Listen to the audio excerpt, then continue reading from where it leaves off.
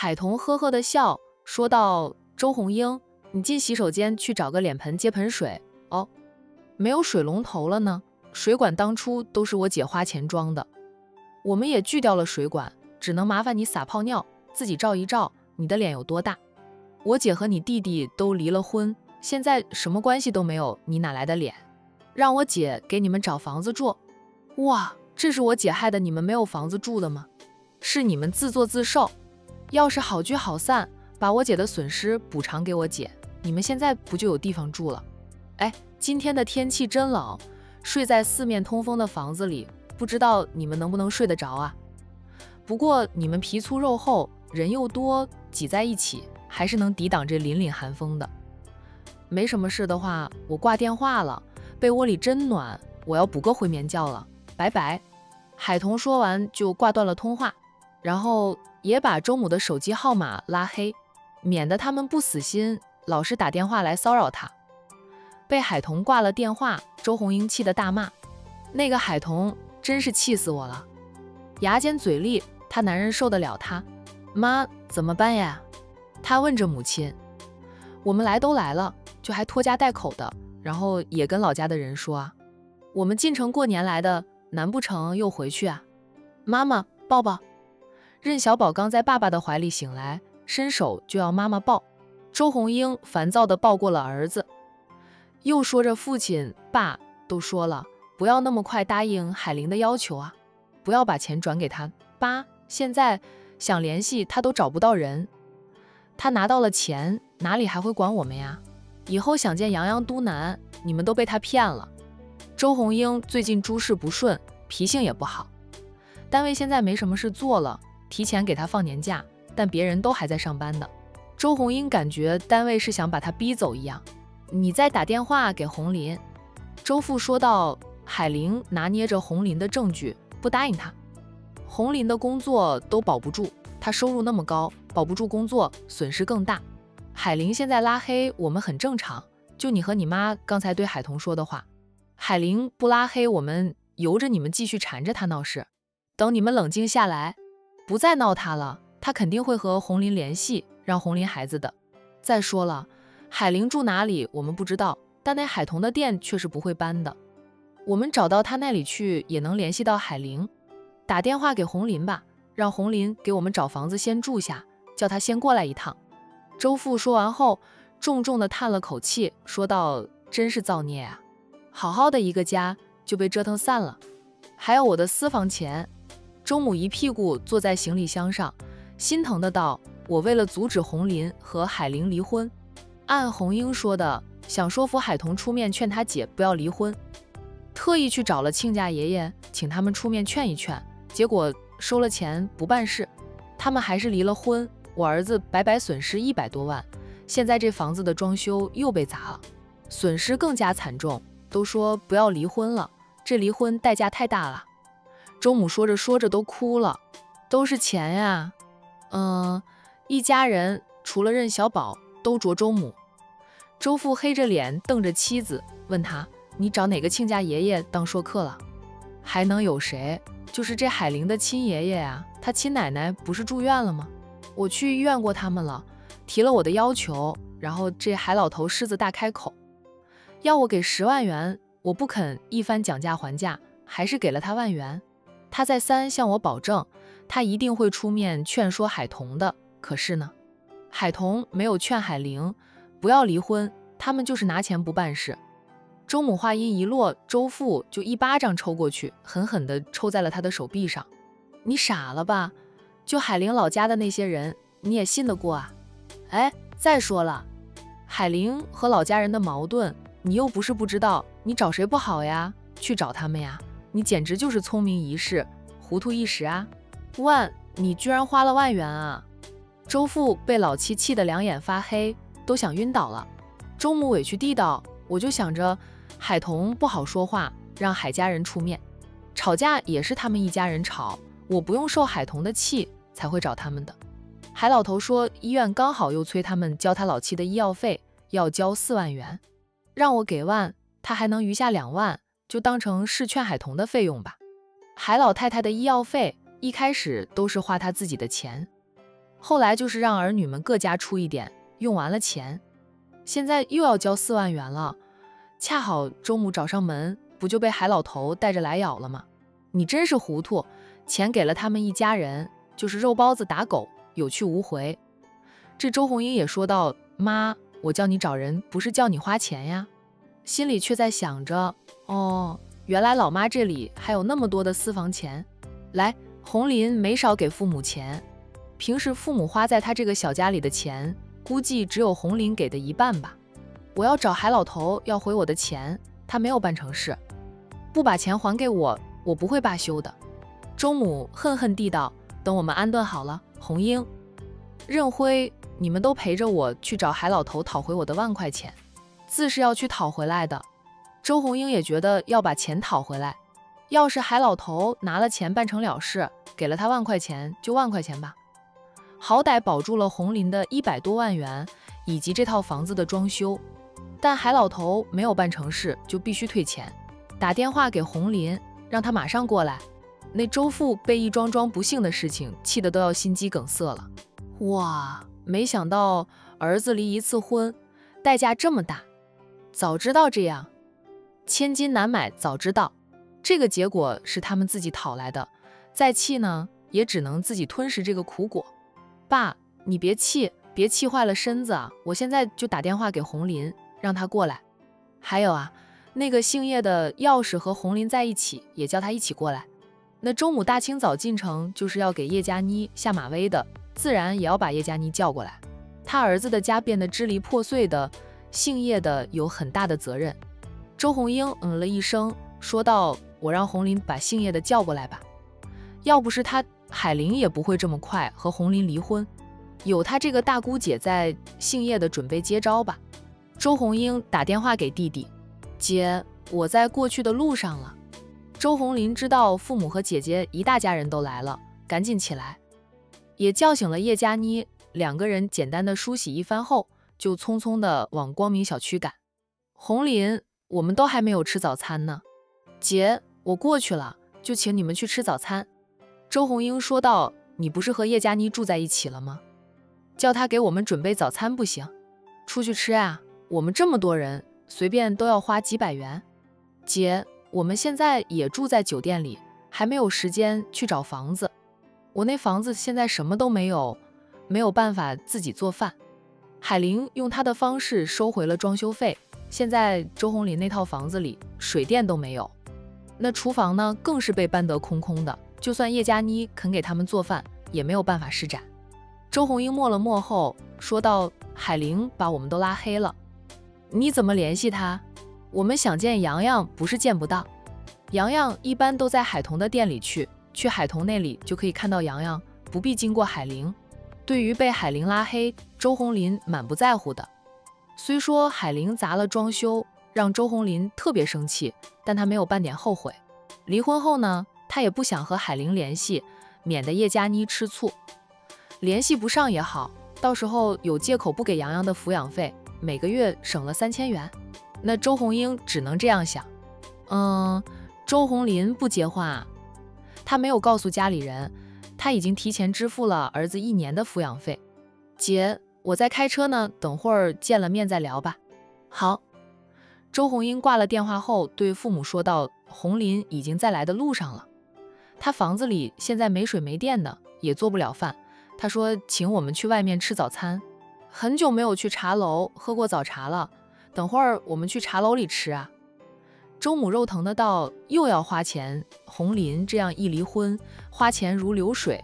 众人呢不接话。现在说什么都迟了，婚都离了，钱也分割给了海玲，他们还能怎么办？海童帮着战印收拾衣物，知道他略有洁癖，连日常生活用品都帮他装好，这样去到出差的城市，他不用再费时间去买新的。战印做好早餐后，回到房里，看到娇俏的身影走来走去，就一会儿帮他拿这样，一会儿帮他拿那样，把他的行李箱塞得满满当当的。他不打扰，他就倚靠在房门口，静静地看着海童在收拾。冷不丁一张老脸凑过来，战印一回神，看到奶奶的脸，吓了他一跳。奶奶，他低叫：你在傻笑什么？奶奶以为你鬼上身了呢。那老太太打趣着，咱们当婆孙这么多年，奶奶第一次看到你傻笑的样子，简直傻得不能再傻。哎呀，我刚才应该先拍下你的傻样，再把你叫回魂的。战印一脸黑线。那老太太也看着房里的孙媳妇，然后呢，碰了碰孙子的手臂，得意而小声地问着：怎么样？哎，奶奶给你找的老婆，各方面都合格了吧？你的考察也该结束了。谢谢奶奶。战印真心地向奶奶道谢，是他老人家把海童送到他的面前。现在你们感情也升温了，等你们俩有了孩子，奶奶就功德圆满，可以开始下一对。老太太自顾自地就说道：是从老二入手还是老三？战印不接话，免得奶奶到时候跟弟弟们说是他搞的鬼。还是老二吧，老二该配谁好呀？战印依旧不吭声。他认识的年轻女孩子少之又少，想让他给奕晨提供妻子人选，奕晨就该去和尚庙里占个位置了。老太太也不指望战印能提供人选。进去啊！战印偏头看着奶奶，一脸问号。老太太又是一脸的恨铁不成钢，你都要出差了，还不进去和海童好好的说几句悄悄话啊？做什么都要他点醒。哎，当年调教这个孙子的时候啊，什么都教了，唯独怎么去爱一个人，他们没有教，结果这家伙就成了个直男，都不懂女人的心思。老太太以为爱一个人是人的天性，不需要教的。哎，是他老人家想得太天真了。战印默了默后，闷声说道：你没看他帮我收拾行李，哼着小曲吗？海童收拾好后，又检查了一遍，确定战印日常要用的必需品都带齐了，他才合上行李箱，还掏出手机对着行李箱拍了个照。那把手机塞回裤兜里，他拖着行李箱就走了2步，才看到站在房门口的婆孙俩。奶奶！海童笑着叫了老太太一声，然后拖着行李箱上前。战印要出差，我帮他收拾行李。孙媳妇体贴孙子，老太太心里高兴，嘴上却说道：下次叫他自己收拾。饿了吧？阿印做好了早餐呢。还真是饿了。海童把行李箱交给战印，说道：你日常用的生活用品我都帮你准备好了，到了那边要是还缺什么，自己去超市买。好。海童又帮他拿下了围裙，笑道：你和这条围裙格格不入。还是穿着西装服更加的帅气。战印眼神深深地看着他，问：帮我收拾的西装服是你买给我的那几套吗？事实上是他自己买的，因为海童送给他的那几套被他一不小心扔进水里，穿不得了。海童说道：我没留意是不是我送给你的那几套，你衣柜里的西装服都是一个样的。见他又抿着嘴不说话了，海童忙道：等你回来，我带你去逛街，给你多买几套回来，把你衣柜塞得满满当当的。顿了顿，海童补充的道：把你衣柜里的衣服都换了，以后你只能穿我买给你的衣服。战印的冰山脸融化了几分，伸手轻点一下海童的翘鼻子，宠溺地道：霸道鬼。海童在心里疯狂吐槽：明明你是霸道鬼，我那是被逼上道。走啊，吃早餐去吧。海童伸手拉他，战印放任他拉着他走，还不忘提醒他：记得给我发信息。知道了，每天我收工回家后都会给你发信息的，那每天晚上发个晚安图片不在话下的。海童就非常爽快地答应他这个要求。用过早餐后，战印又在微信上给海童转账5万元。海童看到他转过来的钱，说道：我不缺钱。他给他的家用卡里就没有缺过钱。我出差不在家里，什么时候回来也是个未知数。临近年关，置办年货都要钱，给你留几万块钱，你看着置办年货。战印的理由充分。年28，我们回我老家过年，老家亲戚多，需要送不少年礼。你问问奶奶该送什么，提前买好，这5万元要是不够花，你再跟我说，我再给你转点钱。听他这样说，海童只得收下了他那5万元。领证这么久，他第一次提及要带他回他的老家。之前见家长时，他都是通知父母叔婶们过来的。老太太听到他这样说，眸子闪烁，却没有说什么，只是笑了笑。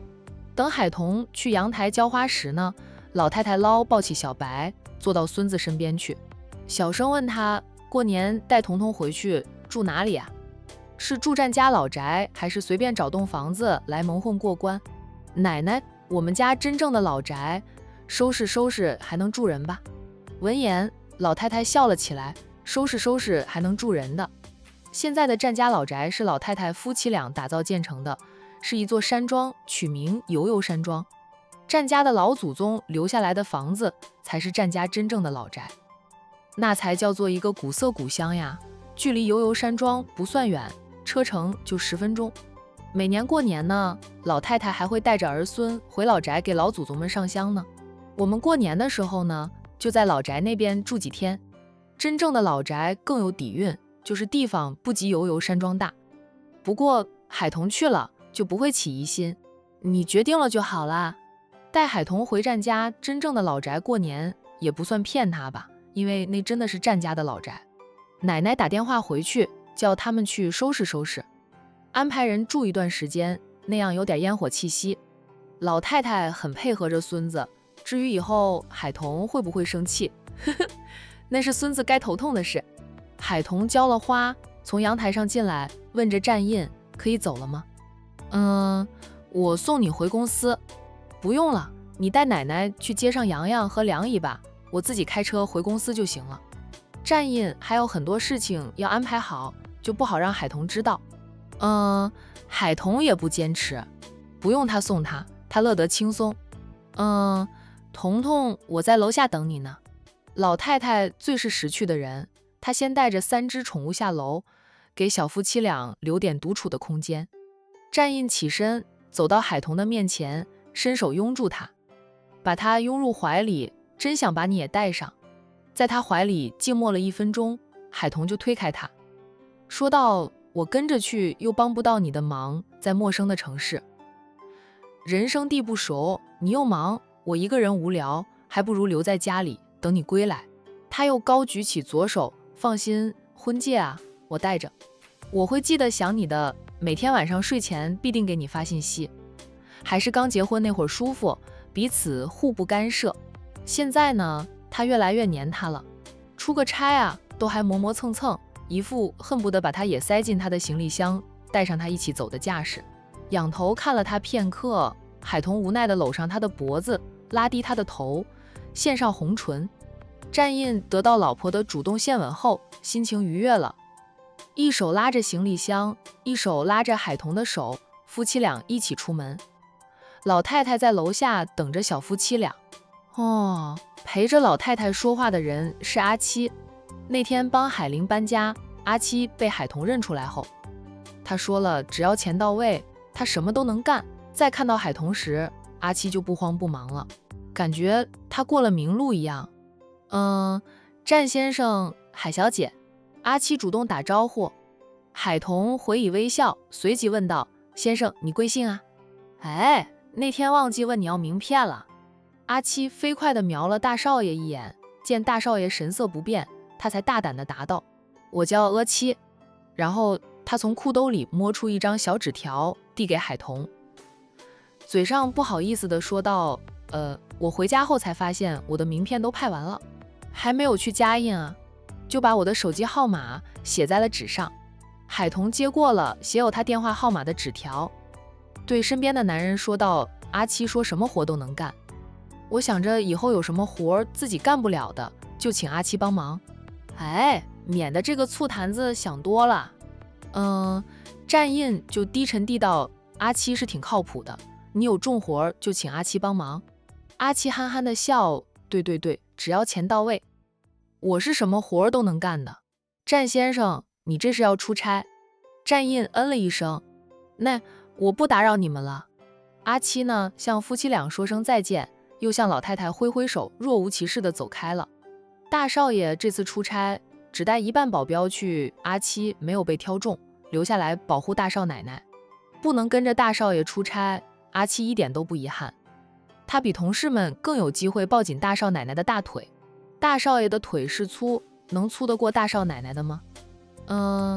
没看到大少爷对大少奶奶的感情越来越深，简直可以用宠溺来形容来了。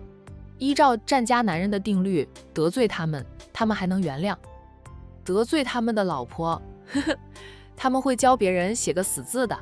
所以呢，紧抱大少奶奶的大腿才能升职加薪。夫妻俩各上各车，海童先载着老太太离开。等他的车子远去，看不见了，站印的专车司机以及保镖团才开着车就缓缓近前。站印那辆商务车也要开回公司去，停放在公司里呢，那样才不会让海童起疑心。在回公司的路上呢，站印打电话给游游山庄的大管家杨叔，吩咐杨叔派人回老宅那边收拾干净，再安排人住一段时间，添加点烟火气息。末了，站印说了句：“以后阿七的奖金翻倍吧。”坐在副驾座的阿七听到这句话，猛地扭头看大少爷，脸上的笑怎么都收不起来，连连说道：“谢谢大少爷。”司机都投给阿七羡慕的眼神。大少爷身边的保镖啊，奖金是很高的，阿七的奖金翻倍，能不让他们羡慕吗？杨叔恭敬地应着。哎，好，是从这个月开始吗？对，从这个月开始。杨叔明白了。挂断电话后啊，站印吩咐阿七，我不在家的这段时间，好好保护你们大少奶奶。大少爷放心，我一定会好好保护大少奶奶的。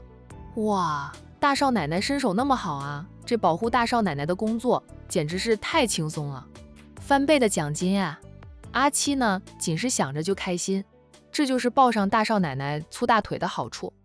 大少奶奶遇到困难需要帮助，跟老夫人说一声，老夫人自会安排妥当，或者跟二少爷说说。大少爷放心，大少奶奶但凡遇到一点困难，老夫人必定会知道的。老太太那是如来佛，他们这些孙猴子都翻不出如来佛的五指山。站印想到自家奶奶的本事啊，就没有再说话。让站印意外的是，在公司门口又看到了有一段时间没有来守着他的商小飞，他就靠在他那辆红色的跑车上，看着他的专车队缓缓而来。司机本能地问着：“大少爷啊，商小姐又来了。”站印沉默了一下后，吩咐司机到了商小姐面前时停一下。司机和阿七都很意外，虽说商小姐和大少奶奶成了好朋友，但大少爷也不曾给商小姐好脸色的。稍微能得到大少爷好脸色的人是沈小姐，因为沈小姐和大少爷交情最深，那也是沈小姐带着大少奶奶一起开书店赚钱的。站印这样吩咐了，司机照做。商小飞还在纠结要不要像以前那样不怕死地冲出去拦车呢。站印坐着的那辆劳斯莱斯却自动地停在了他的面前，车门开了，站印从车上走下来。一段时间不见面，他在他的眼里依旧俊美非凡。商小飞痴痴地看了片刻，就赶紧提醒自己不要再痴迷下去，他已经是别人的丈夫了。站少，你不用紧张啊，我今天过来不是要纠缠你。商小飞先开口，他站直了身子，两手却无处安放，干脆又靠回车身上，两手撑着车身，看着站印说道：“站少秀了一回恩爱，让我很好奇，今天再厚着脸皮特意来问一问，站大少奶奶是哪家千金？站少能让我输也输得明明白白吗？”站印低沉的道：“对不起，我现在还不想让我的太太曝光。昨天媒体的反应，商小姐想必是知道的。我太太喜欢安静平淡的生活，我不想让人去打扰她。”商小飞理解的点点头，也是娱记太疯狂了，他们几乎是无孔不入啊。也就是站印才有这个本事，能让娱记疯狂，却无法获知答案。商小飞真的非常羡慕站大少奶奶，大少奶奶上辈子肯定是拯救了银河系，这辈子才能被站印放在心尖上，被站印拼尽全力保护她，让她顶着站家大少奶奶的身份，依旧能过着她过得安静平和的生活。任你个面天翻地覆，她都是岁月静好。站印宠妻的例子是没有流传出来，但从他倾尽全力也要给妻子想要的日子，就可以看出来，他是真的非常非常爱他的妻子。哎，战印，我能问一下，他是不是比我更好？战印平静的道，在我的眼里，他是比你好。商小飞苦涩，嘴上却笑着，我想也是，他肯定比我更好，更适合你，你才会爱上他，护着他。她是个很幸运的女人，那也是个让人羡慕嫉妒恨的人。战印沉默了片刻后说道，商小姐，你不是不好，但不是我喜欢的，你以后能找到更适合你的好男人的。商小飞笑着笑着，却抬手抹了抹眼角的泪，他别开脸啊。看着远方好一会儿才回过头来，在面对战印时，他已经一脸的坦然，笑道，战印，能得到你这句话我也值了，不枉我痴恋你多年。他大方地朝战印伸出手，战印也大方地伸手与他握了握手。战印，祝你和你太太幸福，白头到老。谢谢商小姐，希望将来我能有幸参加你们的婚礼。战印缩回手后温沉的道，等我选好了日子，与我太太举办婚礼时，必会给商总和商小姐送一份请柬的，那我等着喝你们的喜酒了呢。商小飞笑道，战少很忙，我就不占用你的宝贵时间了，再见。他朝战印挥了挥手，回身就上了他的跑车，很快开着车离开了战氏集团。别了，他第一次深爱的男人，以后他不会再来这里。他聊好情商后，也要开始自己的新生。战印回到车上，司机赶紧开车。司机还以为两个人又要闹一会儿呢，没想到商小姐是来送祝福的。商小姐也是敢爱敢恨，拿得起放得下的性格啊。不管是司机还是战印的保镖团，对商小飞都改观不少。至少呢，他没有继续纠缠不休。商小飞本想去找海童的，去到半路，便改变了主意。他得回家陪着母亲去鉴定中心拿 DNA 鉴定结果。于是呢，商小飞在可以掉头的路口调整了新的路线，开着车回家去。那到家时已经是上午9点多。商太太早就想出门，商先生老是说，还早呢，你不用着急。结果出来就出来了，不会有人去拿走结果的。我就想早点拿到结果，早点知道海童是不是我的外甥女。那商太太被丈夫按坐在沙发上，是真的一刻都坐不住。商大少奶奶今天也没有出门，丈夫让她也陪着婆婆一起去鉴定中心拿结果。她也劝着婆婆妈那边通知妈中午去拿结果的。现在还早呢，不用着急的。小飞也说了，要陪着妈一起去拿结果，小飞还没有回来呢。商太太这才留意到宝贝女儿不在家，她就问儿媳妇兰庆，小飞去哪里了？我起来到现在都没有看到她。兰京没有隐瞒，老实的道，小飞去战氏集团找战少了。商太太，那丫头还不死心吗？妈，小飞死心的了，她是去跟战少做一个告别。商太太叹口气，希望小飞能真正放下吧。她的女儿是一件战印误了几年。兰京说道，妈，小飞会放下的，她有她的骄傲。战少既然官宣已婚，小飞一定会放下对他的感情。是的，我们小飞也有她的骄傲。我商家的女儿不愁嫁，商太太对女儿还是了解的呀。小飞说放下就一定会放下。外面响起了车声，兰京起身往外走，嘴上说道，肯定是小飞回来了。他走出屋去，还真的看到了小姑子。商小飞下车走向大嫂，露出灿烂的笑容，说道，大嫂啊，妈还在家里吧？看小姑子笑得那样灿烂，兰京心痛不已。他宁愿看到小姑子哭一场，而不是这样笑。天知道小飞笑得越是灿烂，代表小飞的心里越痛。爱上一个不爱自己的男人本来就痛苦，知道对方刚结婚，那就更痛苦了。妈还在家里，小飞，你没事吧？大嫂看我像有事的人吗？放心吧，我很好，不过是跟过去做一个告别。商小飞说的云淡风轻的，却不愿过多的谈论战印了。他亲热地挽住嫂子的手臂，说道，大嫂，走吧，咱们进屋去。商小飞一回来，商太太就更加坐不住了。于是呢，商太太在家人的陪同下前往鉴定中心。就相较于商太太的紧张，海童倒是淡定得很。他坐在收银台里面编织着工艺品，看了两眼陪着洋洋玩的老太太和梁姨，对小军说道：“我家战先生出差了。哎，这几天有什么节目我可以参加的，跟我说一声。最近他的生活也很压抑，他需要跟好友去浪一浪，解解压啦。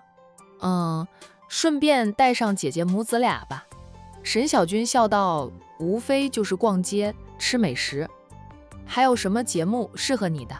参加上流社会的宴会，你又不乐意啊？小飞失恋了，要不咱们陪他喝喝酒呗？”海童立即摇头：“喝酒就算了，我酒量就那样，我姐也不让我再喝酒的。”沈小军打趣他：“我还以为你家战先生出差，你就敢放飞自我了呢，别把我说的怕老公似的。”不过他还真不敢再放飞自我，怕战印知道了回来又吃醋翻脸跟他冷战。今晚我们去场电影吧。海童提议，学生都要放寒假了，咱们的店也要关门过年，趁着假期呢放松放松啦。我以为你准备整个年假都在赶货呢。赚钱很重要，偶尔也要放松放松的呀。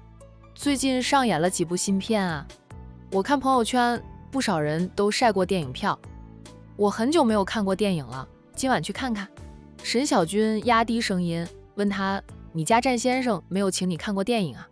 海童也低声回答：“他天天那么忙，哪有时间呀？我最近也事情太多，主要是以前没有感情，夫妻俩住在一个屋檐上，交流都少呢，更别提约会、看电影了。他们俩连牵手压马路都没有。苏总倒是打电话请我去看电影，我拒绝了。”海童，你居然拒绝了，不想吃瓜了？海童笑道：“小飞说的，苏总是情报家族出身，跟着他吃瓜都能吃到第一手瓜，你最好热闹了。哎，我觉得苏总是为你而生的，你们俩般配得很。他找男友是为了结婚还是为了吃瓜？你说你姐的前婆婆一家人又来了。”沈小军赶紧错开了话题，不想让好友吃他的瓜。我姐和周渣渣离了婚，那房子腾出来了，他们自是迫不待地搬过来住。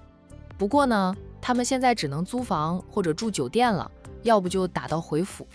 以我对他们一家人的了解，他们肯定是留在市里过年，不会回老家的。周家人肯定在老家到处宣扬他们一家子要去市里过年，所以呢，就算没有房子住了，他们一家人也会租个房子留在市里过年。海童都很想成为孙悟空，拔根汗毛变出个分身去周家那里蹲着，等着看他们的热闹。他们看到房子装修被砸后，肯定惊喜不已啊。海童哈哈的笑，那是。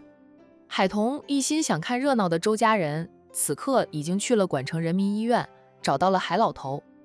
海老太手术后恢复得不错，再过一段时间呢，就可以出院回家休养了。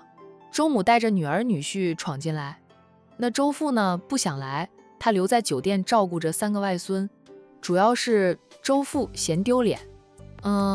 海老头，周母一闯进病房就大声叫喊着。海老头看到他带着女儿女婿闯进来，不悦地皱了皱眉，他的儿孙又哪里去了？都没有人拦一拦这个疯婆子。亲家，我老伴儿还在病着呢，麻烦你们小点声。海老头倒了一杯温开水给老七喝过后，淡定地把杯子放回床头柜上。亲家，这是来探病的吗？哎，怎么还空着手来啊？都一把年纪了，这点礼数也不懂啊。周母几步冲过来，手指指着海老头，就对海老头指指戳戳的，骂道：“别叫我亲家，我和你们家已经不是亲家，你孙女儿已经和我们家红林离了婚，赶紧的退钱。”海老头一巴掌拍开了周母指戳他的手，冷着脸说道：“5、60岁的人了，简直就是白活，你老娘没有教过你，跟人说话不能用手指，那对别人指指戳戳的吗？这般没有家教，你家儿子也好不到哪里去，怨不得我孙女和你儿子离婚。”海老头指责完周母后，又一脸无辜地问：“退钱啊？退什么钱啊？你儿子当年娶我孙女的时候，可是一分彩礼钱没有给到我们手里。如今他们俩离婚，就算你们要讨回彩礼钱，也不应该来找我要。周红英说道，我妈给了你6万元，让你劝海玲不要离婚的，你收了钱不办事。哎，不是该退钱吗？你赶紧退钱，否则我们就报警了。海老头反问他，你说你妈给了我6万元就是给了呀，有转账记录吗？有人看到你妈给我钱了吗？那天你妈来找我，让我劝劝我们家海玲不要离婚。我想着宁拆10座庙不毁一桩婚，也是去劝了海彤的，让海彤跟他姐说不要离婚了。可是海彤不听劝呀，还把我们轰了出来。我已经尽力了，她们姐妹俩不听劝。我只是当爷爷的，我能怎么着呀？海老头咬死了不退钱的，钱进了他口袋，还想掏回去，门都没有啊！